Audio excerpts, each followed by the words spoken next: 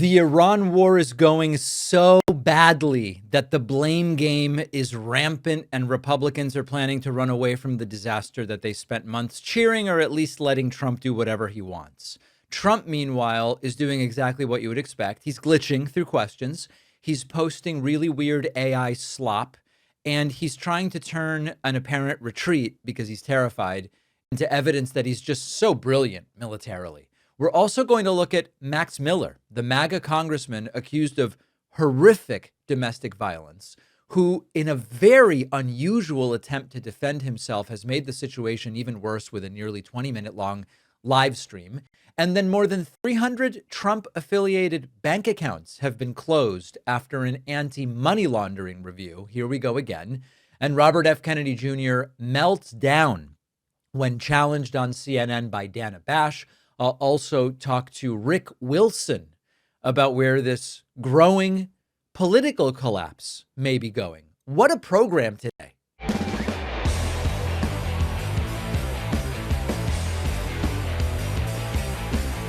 Folks, Donald Trump is on the verge of straight up losing the Iran war, and losing it really, really badly. This was going to be a 2 to 3 week war. We are months into this thing, week 20, whatever. I've kind of lost track. And Donald Trump, and I guess to a degree Benjamin Netanyahu as well, believed that this was going to be quick. This was going to be decisive, 2 to 3 weeks, won't even consider boots on the ground. And we are now months into this thing. None of the central objectives, to the degree that Donald Trump is able to articulate them, which is a different question, but none of the objectives, as we understand them, have been achieved.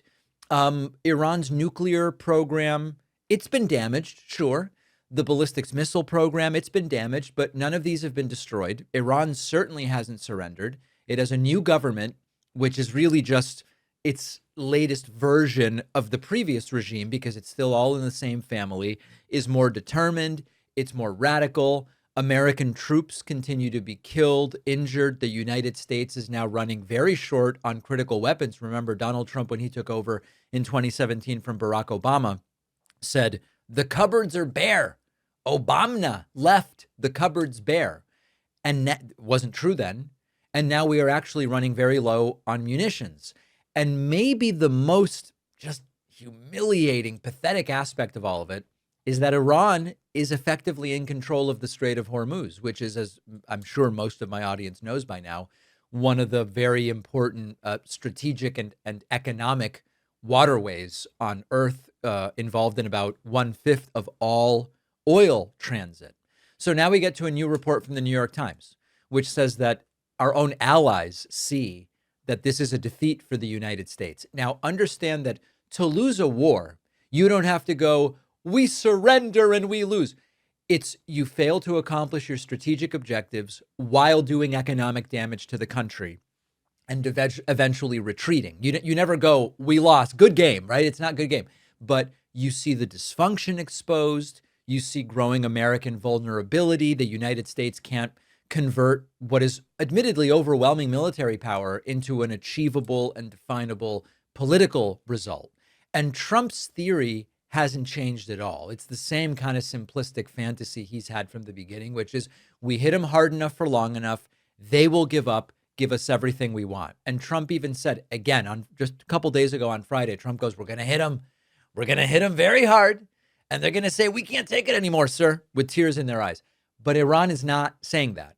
And instead, the United States is kind of learning a lesson you'd think we would have learned by now from prior war escapades, Vietnam, Iraq, Afghanistan, which is, yes, we do have the superior firepower, but it doesn't guarantee that these incursions are well advised.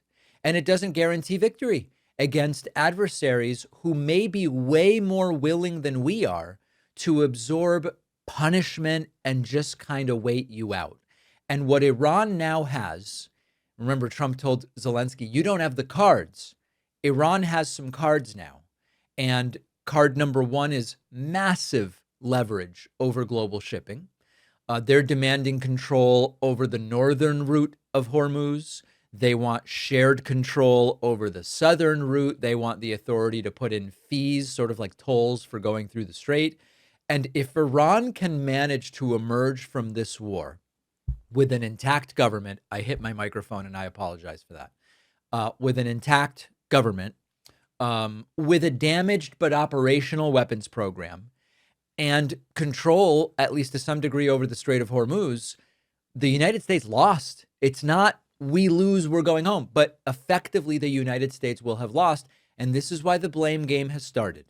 Vice President J.D. Vance and other American officials are saying Netanyahu sold this to Trump. And American and Israeli officials are blaming one another for what's going on. So this is the first stage of Republican flight from Trump's war. Everyone positioning themselves to say Trump was misled. People weren't sufficiently consulted. They never really supported the strategy to begin with. And if the defeat becomes completely undeniable, you should expect the stampede away from Trump's decision to do this to accelerate, because Republicans spent months to a degree cheering the bombing.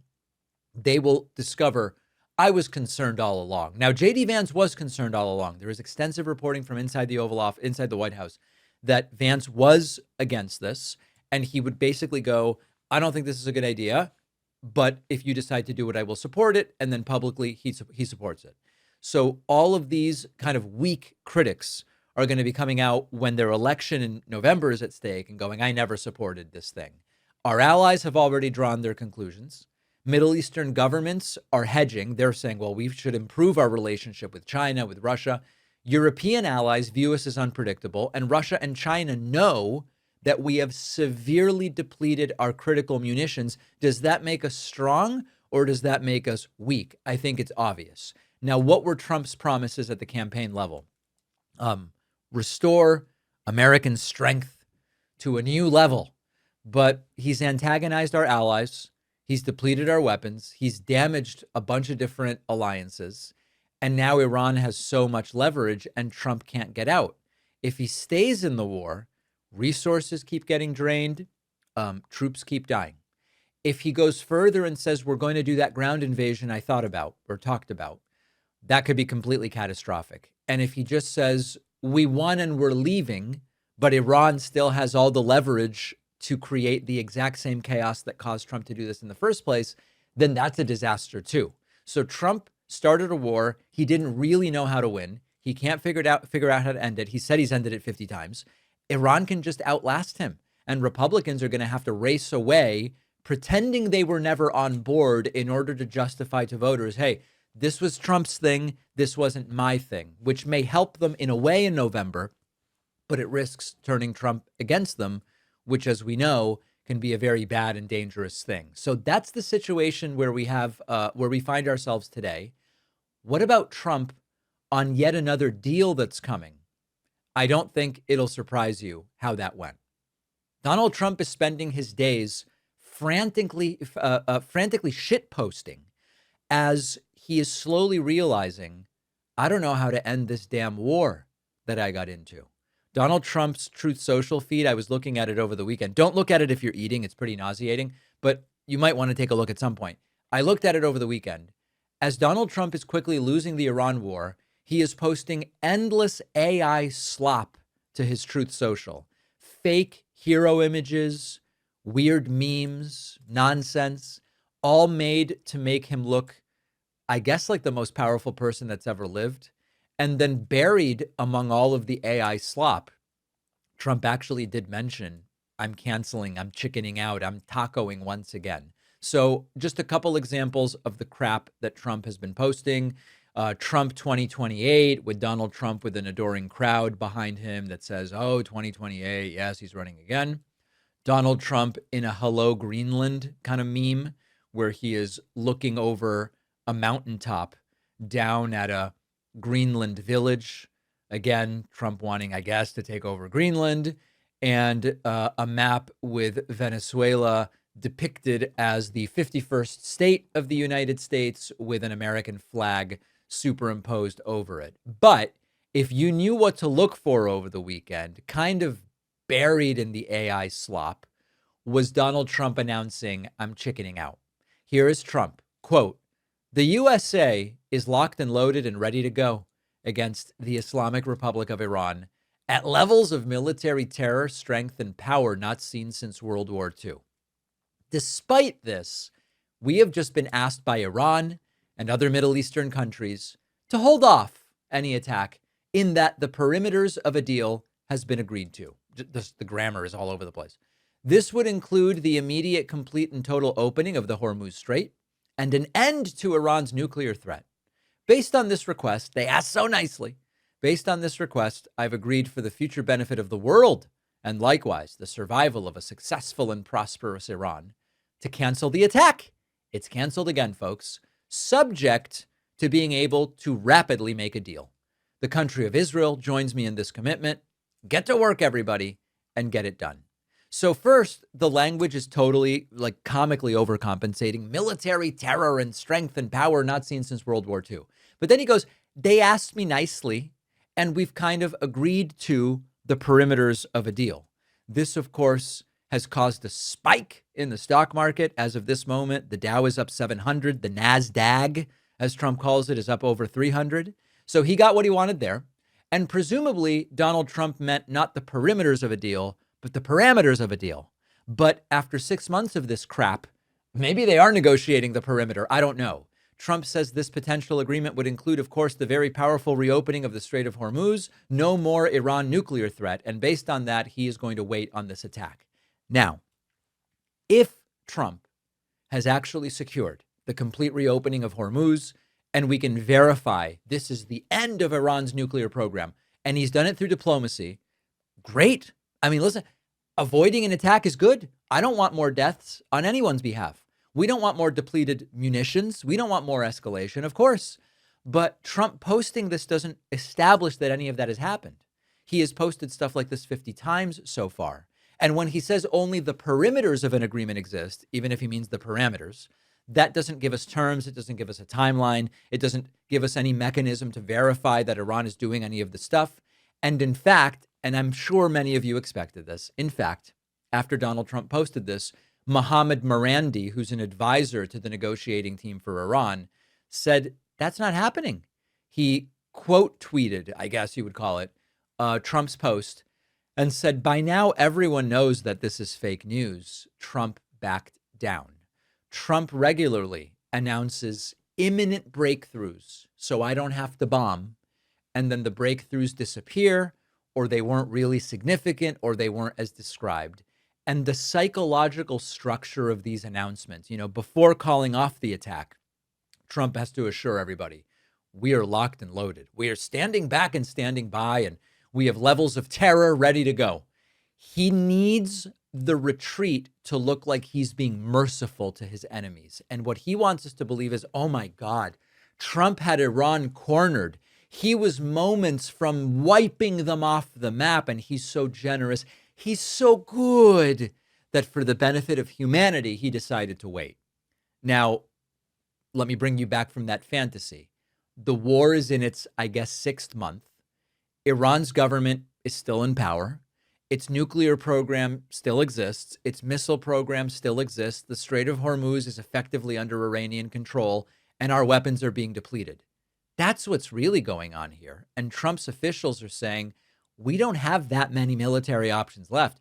Of course, we can do a ground invasion and start a ground war, but that's very risky in and of itself. So Trump threatens another attack and then says, oh, we're talking about an agreement and I can cancel the attack. And Iran's like, there's nothing's going on.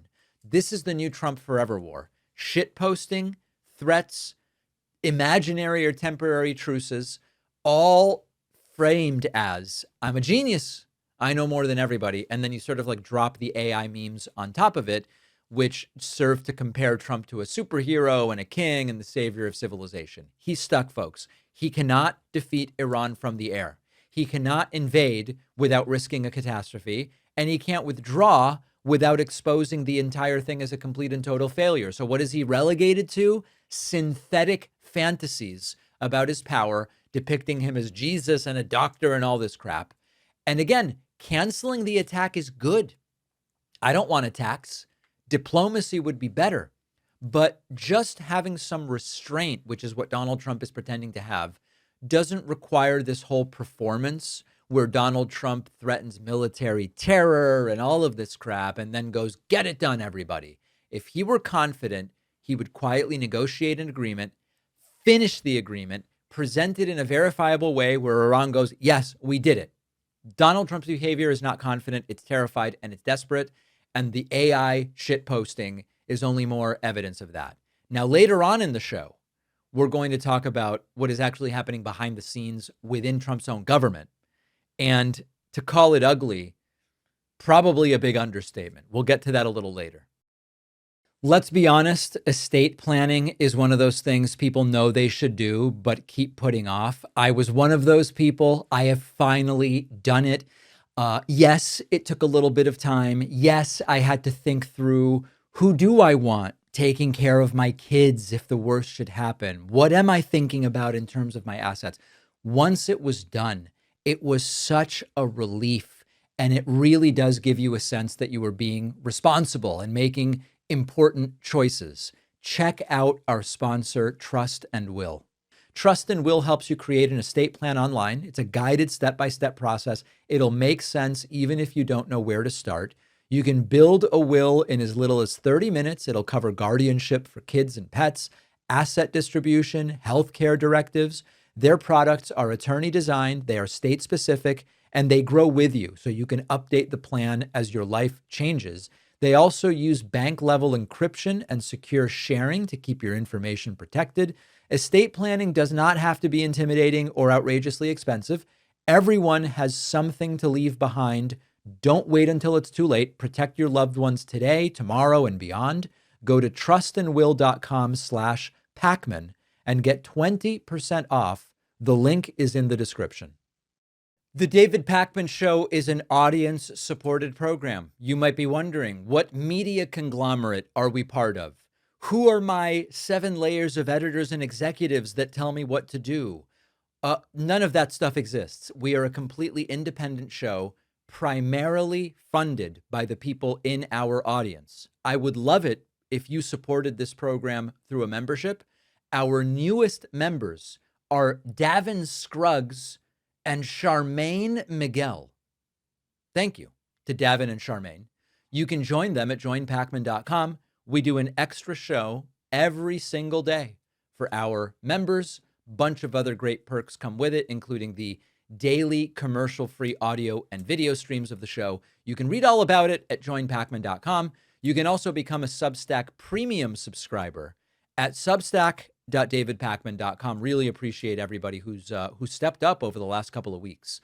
Trump-endorsed Republican Congressman Max Miller has been accused by his ex-wife of horrifying domestic violence.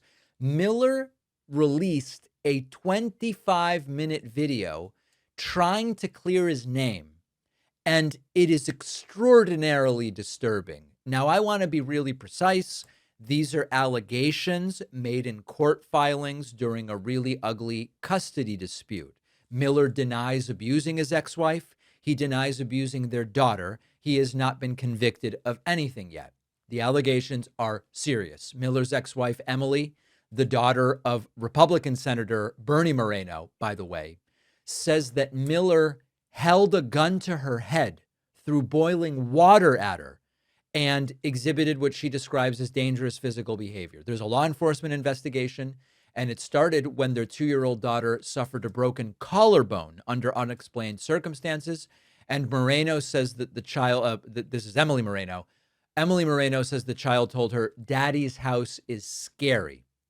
Court records have a detective writing that bruising around the fracture makes it a suspicious injury. There's a child protection specialist involved. It's very ugly. So Miller does a live stream, and this is so weird. The live stream, it started like way before he started speaking, and he's just kind of there with a snide look on his face, looking around.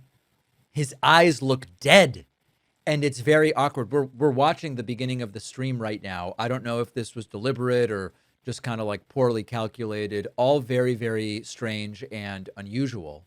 And this is kind of, it's all very weird.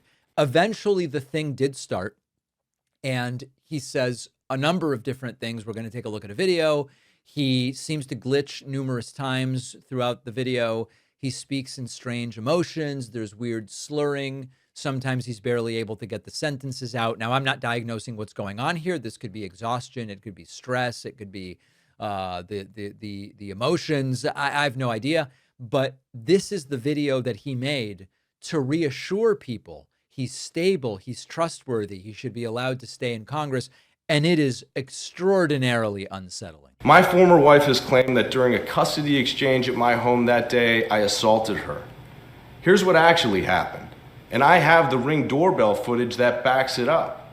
Right. She came to my home in a good mood, and we have text messages to prove it, which you'll have, to pick up our daughter early for a friend's birthday party. She was inside my house for several minutes when she left. The video shows her walking out, carrying our daughter calm, in the same good mood, showing no distress whatsoever. And as they left, you can hear me say, "Goodbye, I love you, and I love you, Ruthie." Literally telling my ex-wife that I still cared for her. Does that sound like somebody who would just walk out and who had been violently thrown a wall and been abused? She didn't call the police after that. She didn't go to the hospital, ladies and gentlemen. Do you want to know what she did? She went straight to a child's birthday party. The very next day, we had a friendly phone call about our daughter's upcoming hospital procedure, and I drove in from Washington to be there for it. 6 days later, she offered to cook empanadas for me for dinner, just 2 days later after this alleged incident. The day after that, she invited me and my girlfriend, and which you'll have in text messages, to join her and our daughter at a playground. And that day, I just went with my former wife to the playground to spend time with our daughter.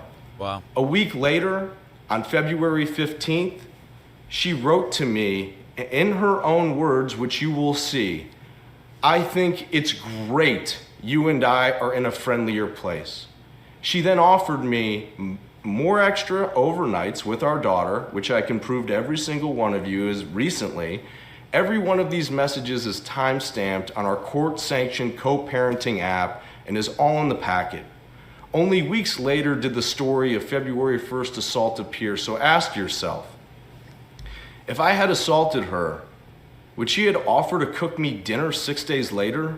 I mean, yeah, maybe. There's a whole, I mean, listen, we don't know the answer to that question, but it certainly could be yes. People often continue interacting with alleged abusers, especially if they share a kid, or because they're afraid, or because relationships are complicated, or because they just want to maintain some sense of normalcy for themselves. Offering to cook dinner days later doesn't disprove an assault. Let's just watch a few more seconds of this. Would she have invited me to spend an afternoon at the playground with her and our daughter? Would she have written that we were in a friendlier place? No, she wouldn't have. All right. This is the strangest live stream. He spent a lot of it attacking his ex-wife's mental health, accusing her of lying. He uploaded a Dropbox containing what he said was exculpatory evidence, but then quickly had to delete it because the metadata suggested that taxpayer resources might have been used to produce this defense video. And it's all just completely wacky. Now, even Bernie Moreno, who's a MAGA Republican senator and Max Miller's former father-in-law, is saying, this guy's dangerous. This guy's dangerous. He put his family through hell. He needs psychological help, and he certainly shouldn't serve in Congress. And by the way, whenever he has custody of my granddaughter, I'm holding my breath. Now, none of this, these things get really ugly. None of this proves the underlying allegations. But this is not a liberal activist attack on Max Miller. This is a Trump-aligned senator, Bernie Moreno, publicly warning, there's another Trump-endorsed Republican here who is a threat to my daughter and my granddaughter. Now, Miller has had this history of violent incidents. He had a DUI in 2011, way before Trump endorsed him. Trump nevertheless hired him, endorsed his campaign, attended his wedding, endorsed him again, and saying he will not let you down. Now, Miller says he is staying. All members of the House are up for re-election every 2 years. So Miller is up in an election campaign right now. And he says he's not going to leave. There are these other allegations I mentioned involving a gun and boiling water and all of this stuff. Now, Trump was asked, what do you think about this? What do you make of this? We'll look at the video later. It won't shock you that Trump went, well, these are just allegations. And of course, Trump has to say that because Trump has 46, 48, something like that, allegations against him. And if Trump were to accept the allegations against Max Miller as evidence of actual wrongdoing, Trump would be in a very difficult position because there are 46 or 48 or maybe even 50 instances of similar allegations against Donald Trump. Not exactly the same stuff, not involving boiling water, not involving a gun that I've heard, but of various forms of assault and harassment. So this is a wacky situation. Republicans, the political question is that Republicans are increasingly worried that Miller's staying in is going to drag down the entire MAGA cohort. I actually don't know that that's likely to happen. It's sort of probably not, quite frankly, but there is that concern. And Max Miller, I'm not finding this video convincing. Let me put it that way. You tell me what you think about it. Capital One has now revealed why it shut down more than 300 Trump-affiliated bank accounts. The bank says it made the decision after months of analysis by its anti-money laundering team, and they identified transactional patterns flagged by federal banking guidance involving 300 accounts associated with Donald Trump. Now, let's be very precise here. The Trump organization, is very litigious. Capital One is not accusing Trump of committing money laundering. What it's saying is there was an investigation done, a review of transactions, and it triggered anti-money laundering sort of alerts, and we've decided to shut it down. They are not coming out and saying the Trump organization is laundering money. Not specifically, they are not saying that because Trump is extraordinarily litigious, but that is the reason for why the accounts were closed. Now, it's an important legal distinction, but it's also a devastating detail here because Capital One notified the Trump organization in March 5 years ago, we are going to close more than 300 of your affiliated accounts. This is not a single checking account because, Eric tried to Venmo Don $14 for lunch or something like that. We're talking about 300 different bank accounts. The Trump organization sued and they said, what you're doing is political. You're debanking us because you're woke and because of the political environment after January 6th or whatnot. So the reason we are now learning why the accounts were really closed is because of Trump's lawsuit. So Capital One has now come out and said, no, we didn't close the accounts because we dislike you. We didn't close the accounts because we are angry about January 6th. We closed 300 of your accounts because we had an anti-money laundering investigation done and our experts reviewed the activity and there were suspicious banking patterns. And they said that the whole "we're persecuting you" theory of the Trump organization is straight up completely wrong. Now, the lawsuit from Trump against Capital One has already had 2 complaints thrown out, but the court allowed the Trump organization to try again. And Capital One is saying there's the same problems here. There's no truth to what they are arguing. And it is an extraordinary irony here because Trump has spent years saying, oh, banks are conspiring against right-wing people. And he signs this executive order saying you can't do discriminatory debanking. And he pressures financial institutions not to do what he sees as discriminatory banking. But when the Trump organization sues Capital One to prove, look, we were the victims of woke discrimination, Capital One goes, no. This was about money laundering. The transactional pattern of these accounts was so concerning for money laundering that our experts said we're going to shut down these accounts. Trump's attempt to prove I'm being persecuted politically has produced a formal statement from the bank where they go, they're anti-money laundering. The pattern was a dead ringer for money laundering. Now, that alone, think about prior presidencies. There are prior presidencies in a different era, bygone era in the United States, where such a declaration from a bank, 300 accounts were closed because of money laundering patterns. That would have wreaked complete and total havoc on prior presidencies. Imagine a Democratic president's family business having more than 300 accounts closed after a review like this. Republicans would be 24/7 on Fox News for months. They would be holding a hearing every 6 minutes. And with Trump, you probably didn't even hear about this. Republicans control the House, Republicans control the Senate, they control the presidency. They have a judiciary that has been transformed by Trump into an arm of revenge. They haven't solved a single damn problem for ordinary Americans. Their policies have failed for the majority of people.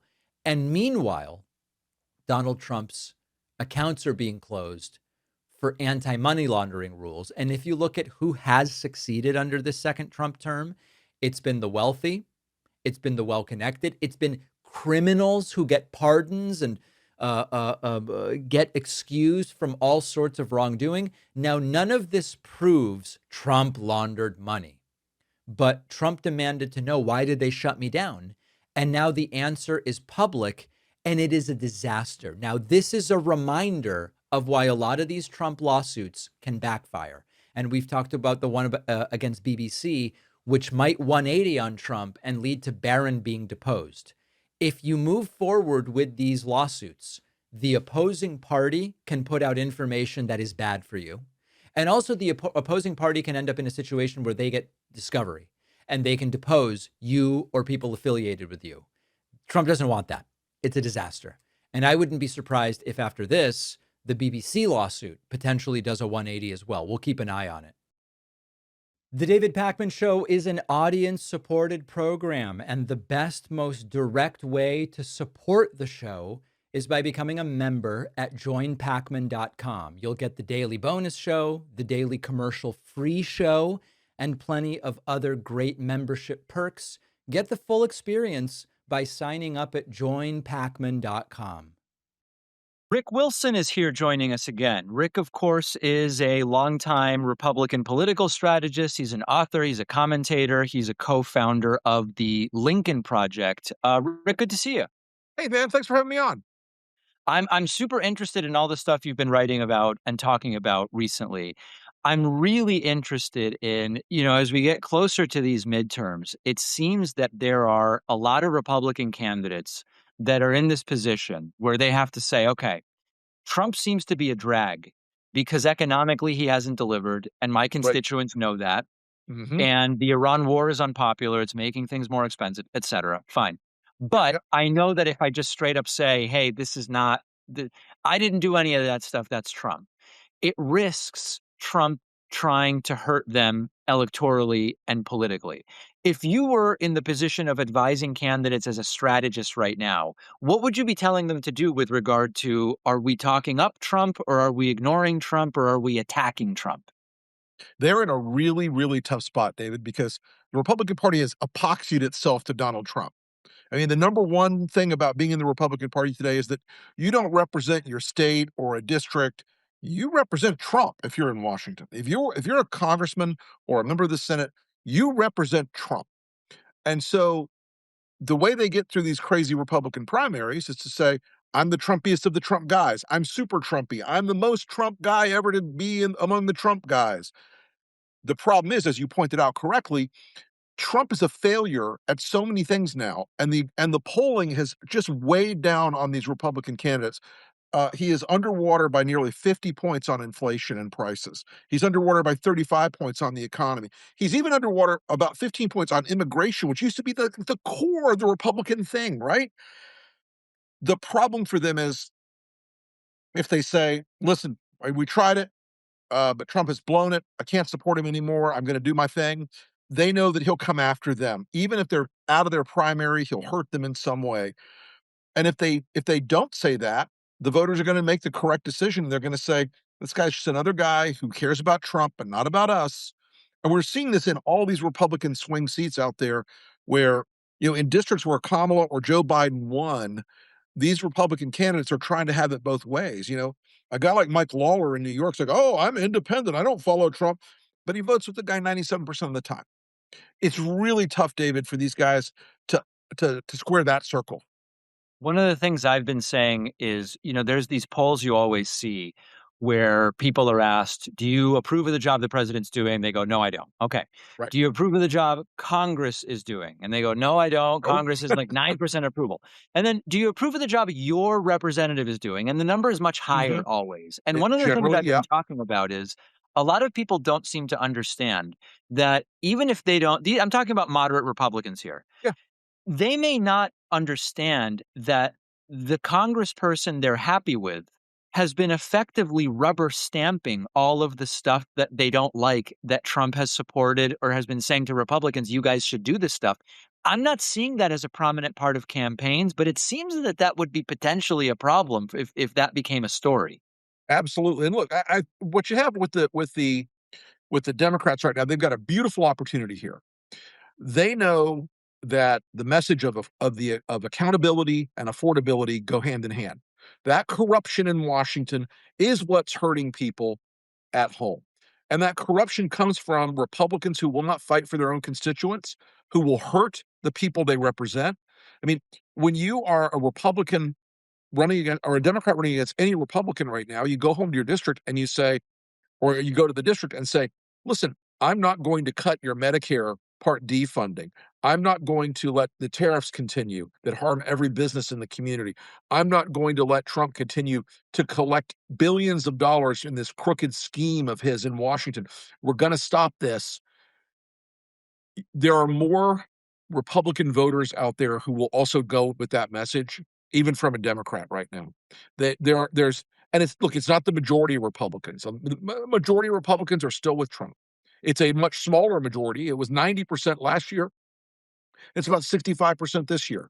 That doesn't seem like a lot, but it's a lot in polling. And so all those people that have been winning these races, all these Democrats have been winning these races in the special elections, the off-year elections, they get it. You go after the corruption and the affordability, you link them together, and there's no Republican out there that is comfortable being able to say, "Yep, Trump did it wrong. He's crooked. I'm not going to keep carrying the water for him." They can't do it, David. They just can't do it. One of the funny things I sometimes see is these polls that say 98% support with MAGA Republicans. And it's like, yes, Right. among the group that supports Trump, they mostly support Trump. It's sort of like out of everybody who breathes air, 99% also breathe oxygen. Like it's a really but I think it's the Yeah. best number they have, I guess is why he keeps talking about it. He always goes back to that of like self-identified super conservative MAGA Republicans who voted for Trump 3 times all support Trump. It's a They love it. miracle. Yeah. It doesn't make any sense. Hey, you've talked about like the cover up of the decline of Trump, which I Yep. think is really interesting because listen, whether you use the word cover up or not, with President Biden, there was an effort to structure the presidency, his schedule, and his day to his best moments of the day and Absolutely. to make him seem as robust as possible. Probably with every presidency, but it was like more acutely necessary with Biden. We are now seeing, I'll just list what I see, and then I want to hear from you as how you define this cover up. Trump is increasingly restricted to 12 to 5, sort of like local time, wherever he is, to the extent Right. that he's on that time zone. When he does the Oval Office gaggles, he's usually seated when the press comes in, and then they're escorted out, and he's still seated, and it's shorter. Yes. The speeches are shorter. The media appearances, which were famously uncontrolled in 24, where it was like, spend 3 hours with the Nelk boys, they're Right. tighter and more controlled. These are some of the things I'm seeing. What are you seeing? Look, I think all those things are absolutely part of the current corral they put Trump in. And they have had to do this because they recognize if they do things at the wrong time of day, he's going to fall asleep. I mean, the guy just passes flat out in some of these meetings. They recognize he's got a very limited amount of energy every single day. And so they are, and did the same thing happen with Biden? Differently, but yes. And there was a gigantic national brouhaha with the mainstream media every day. What's wrong with Biden? Was he sick? Is he dying? Is this, is that? We see less of that with the media with Trump. And we could, that's probably a show for another day. That's a 5-hour conversation. But he is clearly unhealthy. He's clearly gained quite a lot of weight in recent months. Yep. He continues to have this inability to stay awake. He continues to have this inability to um, to focus when he is doing remarks and discussions. I mean, that speech he did on voter fraud in the East Room a couple of weeks ago, he was A, clinging to that podium like it was a life raft, and B, hammering that teleprompter as hard as he could, because he doesn't have that old ability to riff like he once did.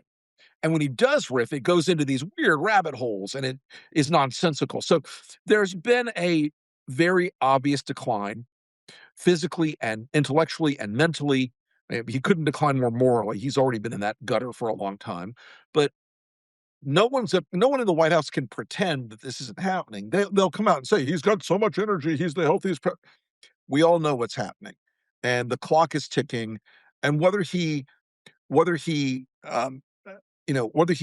drops dead tomorrow or drops dead in 5 years, this is a guy whose decline, the latter part of his life is going to not be anything better than it was yesterday. Do you have a sense of, or would you guess? I'm guessing you don't have any sources on this, but maybe you do. Are there honest conversations with him about how they are? No, so he's not even in the know about how this is being worked around him. The one source that I spoke to a few weeks ago about this, who's and I wouldn't this I used to have people in the White House in the first administration, but I don't anymore. But I still talk to people around those circles. And one person said to me, not even Susie Wiles knows what's really going on. Natalie Harp and Dan Scavino apparently are the only two that he trusts to have around him during some of these things. So I don't think that most of the White House staff is fooled. I think they see it. I think they're not tricked by the party line. But I also think Trump's own character is so weird about this stuff that he's not going to tell anybody he's got X or Y condition. I mean, probably the White House That's really position has some interesting. idea. That's really interesting, but I actually meant the opposite, which is, do you think Trump is clued into the fact that they are trying to play to his strengths with his schedule, or Trump's kind of like a backseat guy for this? No, I don't think he is. I think he is. I think they give him a lot of bright and shiny toys to play with during his off time. Here, Mr. President, here's new drawings for the arch, or here's a new plan for the reflecting pool, whatever. Because as Maggie Haberman said the other day, she thinks that about 70% of his mental bandwidth is about all the projects around the White House and around DC, which, you know, in some ways that would be better if that was the case, because he would be less dangerous to himself and others. But I think that he's not that acute anymore in the way that he can. I think he can be moved around a little more than he could be in the first term. One of the things I wanted to run by you is I've been thinking about this whole 2028 Vance Rubio thing. Yep. And I am of the belief that Trump wants the next Republican candidate to fail. And what I mean by that is the Oh following. yeah. If you think about Trump's ego, does Trump want to retire to Mar-a-Lago and see his replacement be more popular, Right. more vital, have a higher approval rating? A normal person might go, look at the great state I left my party in when I transferred Correct. it. For Correct. Trump, it's, I want to prove to them I really was special and I'm the only one who could do this. So I actually think that Trump is not incentivized to turn this over in a way that will be good for Republicans. What do you think? Completely agree with that. I think I think one of the things Trump wants to do in the 2028 election is to, first off, I suspect he's going to drag it out as long as he can. He's going to keep teasing this. I'm going to run. I'm going to run. I'm going to run. Even though it's illegal, even though it's unconstitutional, he'll still tease that out there. It'll delay all the other Republicans from getting in the race. He's going to weigh in anytime any one of them is in any way off agenda at all. He's going to constantly churn the water. And and the one thing I think that would make him get behind one person is if he thought, okay, they're all weak enough, I'll put Don Jr. in there so I can keep up the grift. So I can still run things from Mar-a-Lago. Um, and again, that's to get into the Republican primary after Donald Trump is to have a target on your back from your own former president every single day. And I think that's a terrible place to be. Is there a movement inside the party, the Republican Party right now, that obviously doesn't want Trump 2.0 to be the next candidate, but also isn't into the kind of Peter Thiel, techno-libertarian JD Vance style thing, who wants to go back to like a McCain-Romney type Republican? Does that movement Yeah. exist? And do they have any power? No, not right now.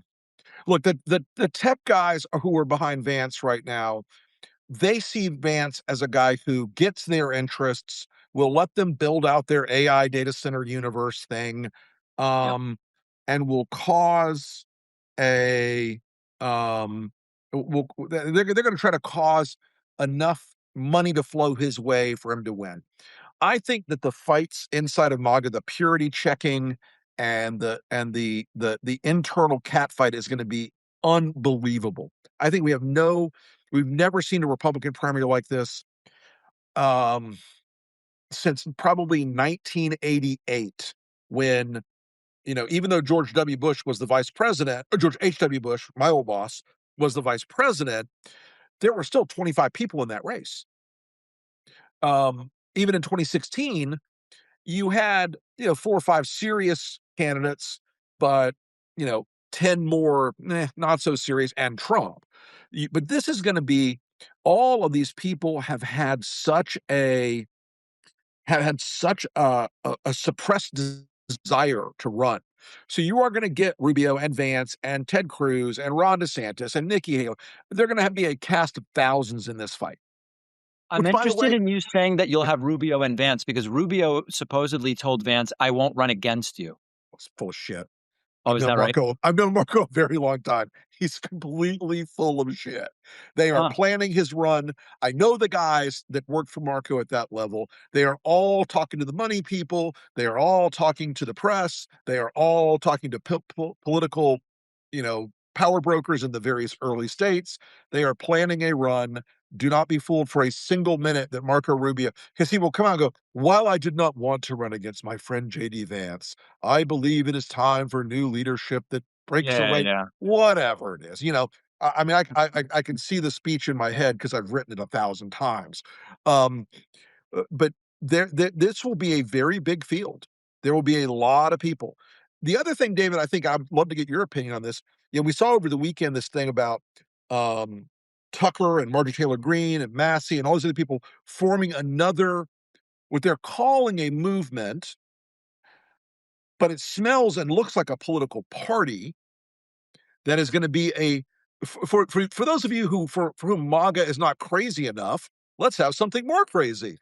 I'm curious if you think that where you think that's going to go.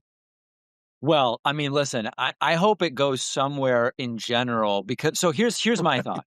I actually do think that right now there are people nominally on the left, or maybe the better word is ostensibly on the left. There are people who Sure, claim to be on the left who are sort of into like, hey, I don't know, Tucker kind of makes sense on some of this stuff. Marjorie I've Taylor noticed Greene kind that of makes sense. too. It's kind of Yeah. Nick Fuentes kind of makes sense on some of this stuff. right. So I Strange actually new think respect. if they created such a movement or party, I think they'd pick up a little bit of support from the fringe left, but I think mostly it's going to come from people that either would stay home or would vote for the Republican candidate right now. So Yeah, I think the math of it overall is favorable to the Democratic Party. yeah, But I think it's going to struggle to really get off the ground, to be frank. I would love it if it did, but I I think think so it's going to too. be tough. Yeah, I think so too. I mean, uh, even if even if it only dragged 1 or 2% off the top of MAGA Right. in 2028, I encourage Tucker to work very hard at this. Absolutely. My thought exactly. Last thing, a guy like you, forget about who's running, but as Yeah, you look around at the names that are out there, are yeah. you more likely to support a moderate Republican? Are there any of the Dem governors that you see Sure. that you're like, Listen, maybe that's yeah. what do you Listen, think? as a, you know, I'm a defrock Republican. There is no party that there's no element in the Republican Party that can win a presidential election right now or any election right now. So, I'm very excited about the farm team coming up in the Democratic Party. Hmm. I think I think there are a lot of governors, as you said, that are already putting together a good argument for why they'd be effective. And there are gonna be a lot of scrapping back and forth on that.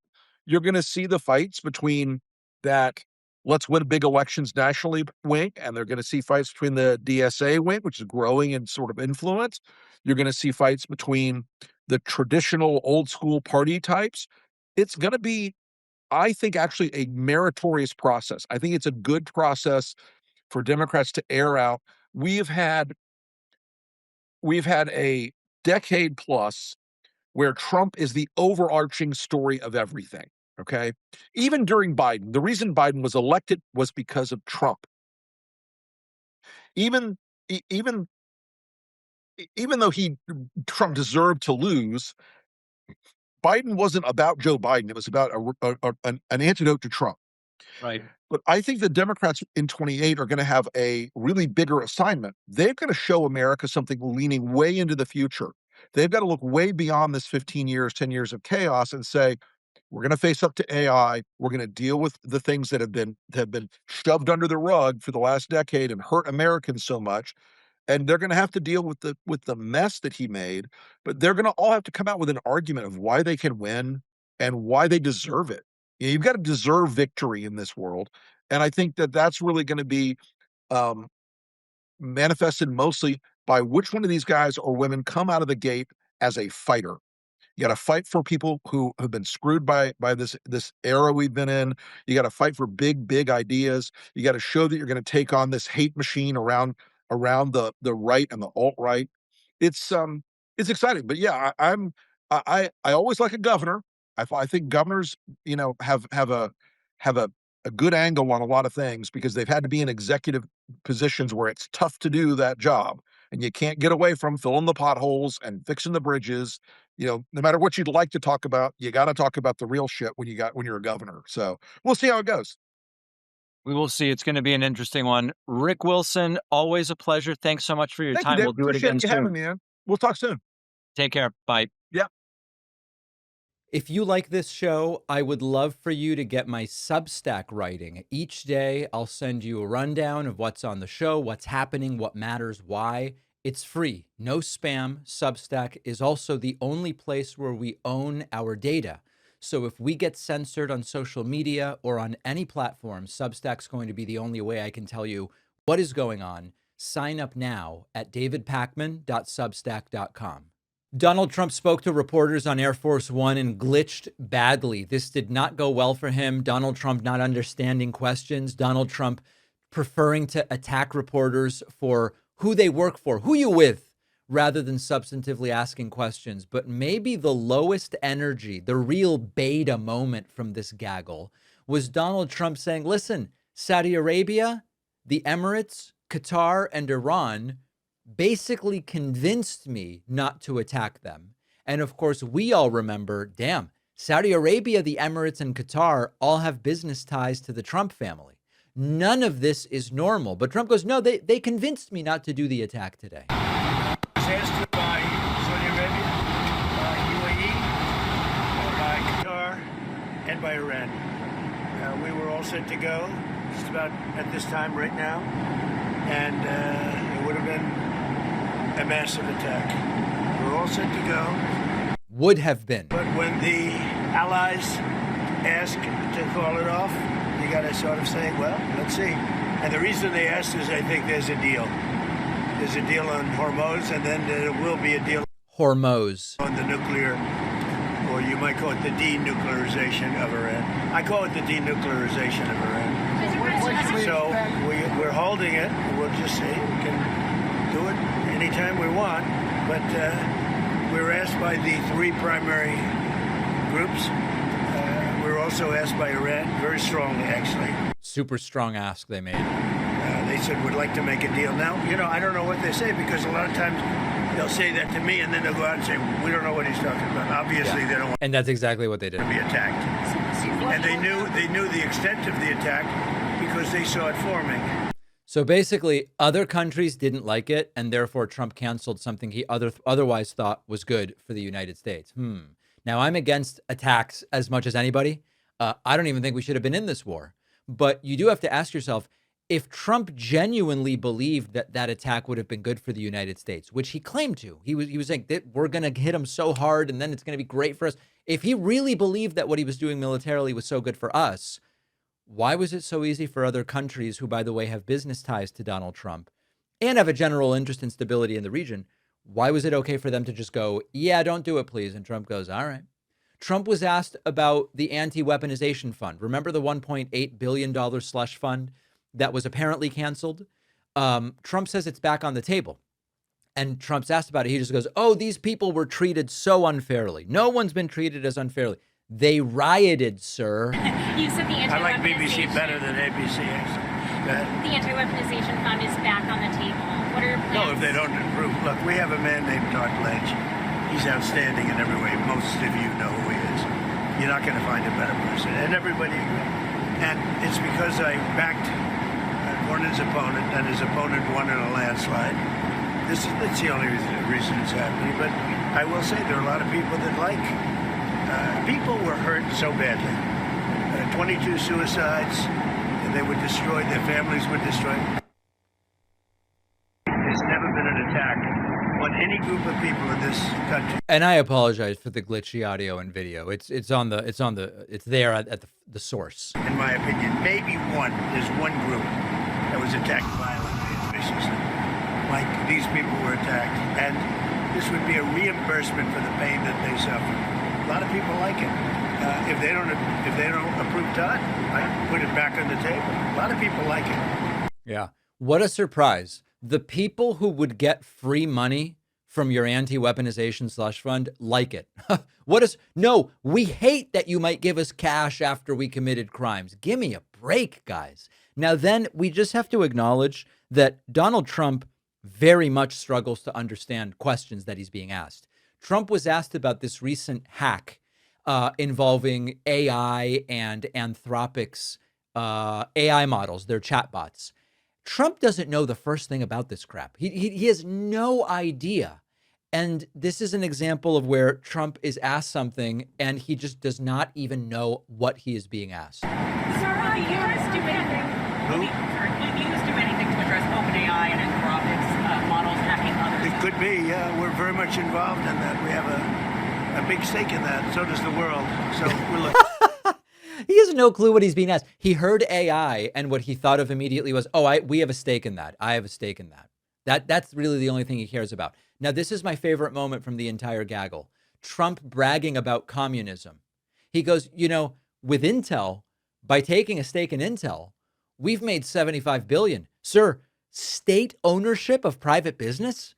Where do we see that historically? On that deal. On Venezuela, we make hundreds of billions of dollars. I make good deals. Intel, I made $75 billion for the country. I didn't make for me. Not me, of course not. I made for the country. Intel. I backed Intel. It's the hottest stock right now on the New York stock, on the various stock exchanges. So we made about $75 to $80 billion. Do people realize that this is the supposed communism that they claim to be against and accuse Democrats of being in favor of and carrying out? Private businesses forcibly having stakes sold to the government, from which Trump then brags, hey, we're profiting bigly.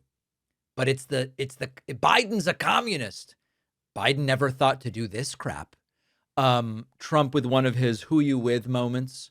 And he thinks that the reporter's from BBC, she's from ABC. It's a combination of confusion, authoritarianism, and hearing decline. Great. Everybody wants help from our country. You said the anti-weapon, I'm with ABC. You said the BBC? ABC. Oh, ABC, that's worse. You said the I like BBC better than ABC, actually. BBC is better than ABC, and B comes after A in the alphabet. I really would prefer XBC because that's almost at the end. Who are you with? Any question he doesn't want to answer. Who are you with? And then finally, earlier we spoke about this deranged video from Congressman Max Miller attempting to but failing to defend himself against very serious violence charges from his ex-wife. Trump asked, should Max Miller resign? And of course, Trump goes, well, these are just accusations after all. A lot of people like it. A lot of big supporters of Trump like it. Mr. President, there's been some domestic abuse He should resign. Well, I'm going to look at it. I mean, so far it's accusations. I'll be looking at it now. Now, of course, we know that Donald Trump has nearly 50 accusations against him, and he has long insisted anybody can just make accusations, but that doesn't mean that they reflect any underlying truth. I didn't do any of this stuff, even when he's been found civilly liable of sexual abuse against E. Jean Carroll, or he never did any of it.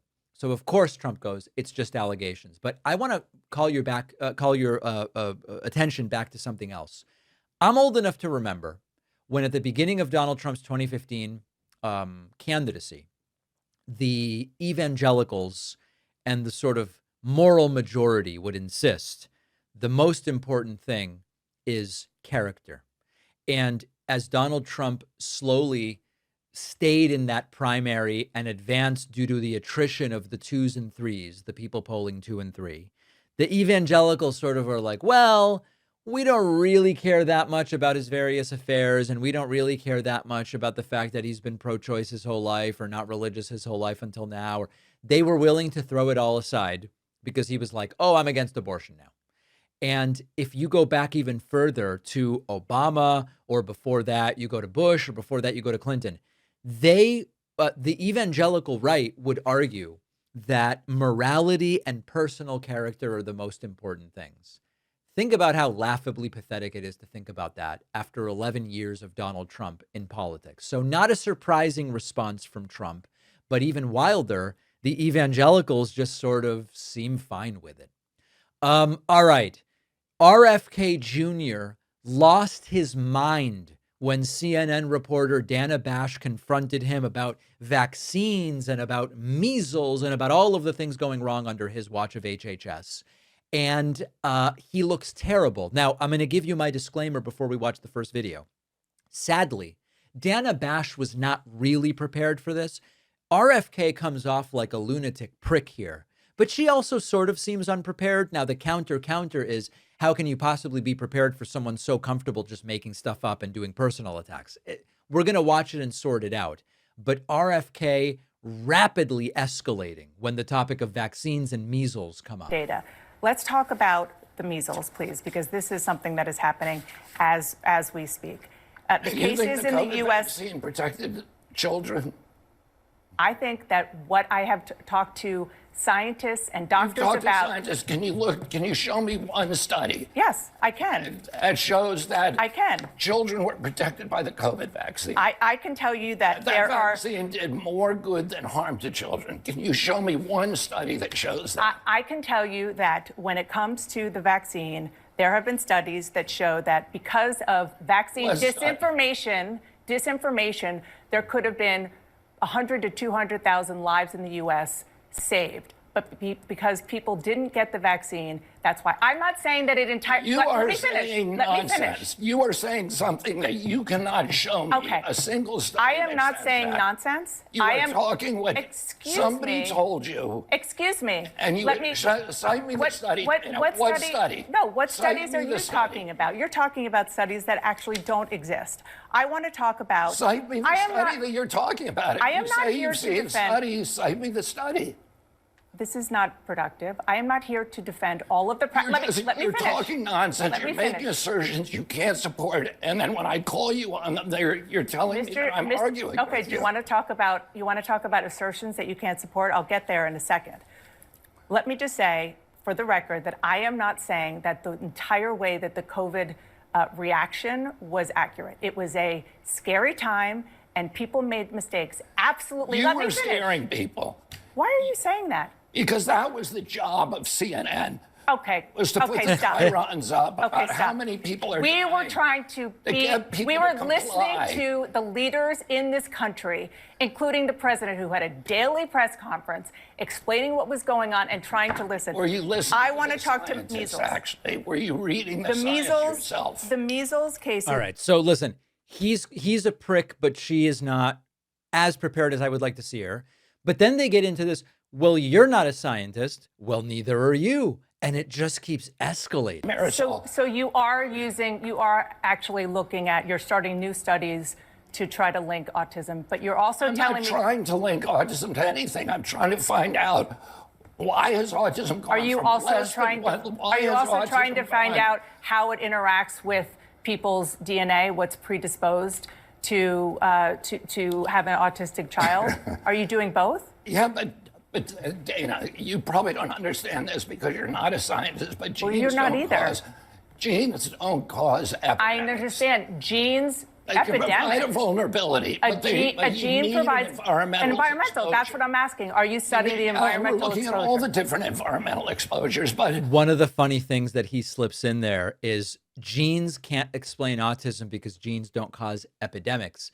And there's two issues with that. Number one, the idea of autism as an epidemic, he's using the term colloquially, like we're just finding a lot of autism, but epidemic actually means something different in scientific terminology. The other thing is, you know, when you talk about epigenetics, which is how genetics interact with the environment, you can have a genetic cause for something that becomes more common because of how it is interacting with a change to the environment. And there, by the way, I'm not asserting any of this stuff, but there are people out there who go, no, the explanation is our genes interacting with microplastics in the environment are coming together for more autism.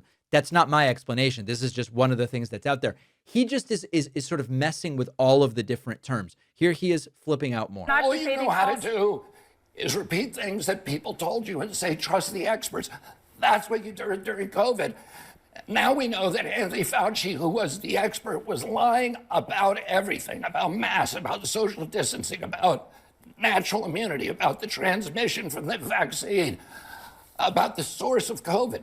He was lying, and you were punishing people for not trusting the experts. And now you're rolling out the experts again to talk about something that you have no personal knowledge of. Okay, well, guess what? That is my job, to talk to people. Your job is to Am I tell the allowed truth to talk? to the American Yes, public. yes. And my job And is to to be- get as and much to- information as I And can. to maintain And what we were doing, a posture what we were of fear, doing, skepticism, what we toward were government doing authority. All right, I think you get it. It just, he's flipping out the entire time.